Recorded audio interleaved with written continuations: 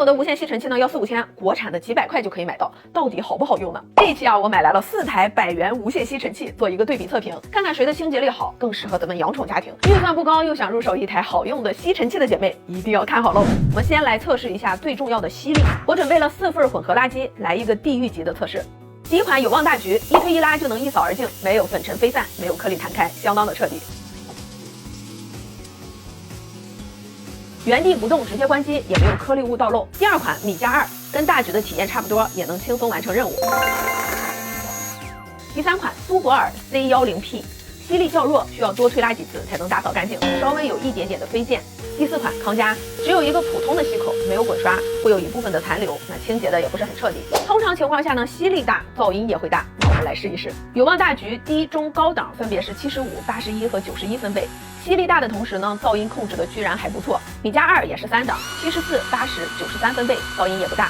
苏泊尔低档76分贝，高档88分贝。康佳也是2档，分别是87和94分贝，动静最大。现在呢，很多吸尘器都配备了滤光显尘，对养宠家庭还是很实用的。这4台机器，有望大橘和米2都有滤光，苏泊尔呢是白色的 LED 探照灯。实测一下2款的滤光显尘效果怎么样？本来看不到猫毛的地面啊，这滤光一照，实际上全是猫毛和灰尘。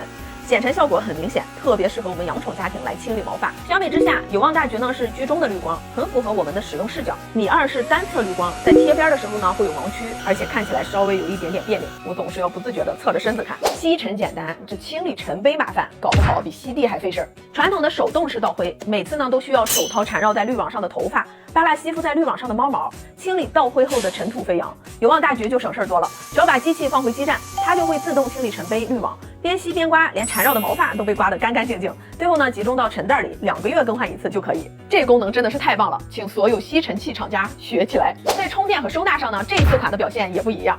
有望大橘呢是有基站的，不用在墙上打眼，不会忘记充电，随取随用。另外几款啊，要么需要打眼上墙，要么呢只能放倒在地上充电，这就比较麻烦了。我呢有拖延症，经常用完呢就会忘记充电，再想用的时候发现完了木有电，这样呢就会比较尴尬。这几款用下来，康佳呢虽然最便宜，但是塑料感太强了，没有滚刷，导致灰尘呢也吸不干净。苏泊尔吸力较弱，电续航也差点意思。综合下来呢，我更推荐米家和有望2款吸尘器，吸力是不相上下的，而且呢都有养宠家庭需要的滤光功能。不同的是啊，有望它有全能基站，可以自动集尘。这一期的100元无线吸尘器测评就到这里喽，那4款的参数我都放在这里，希望对你有参考。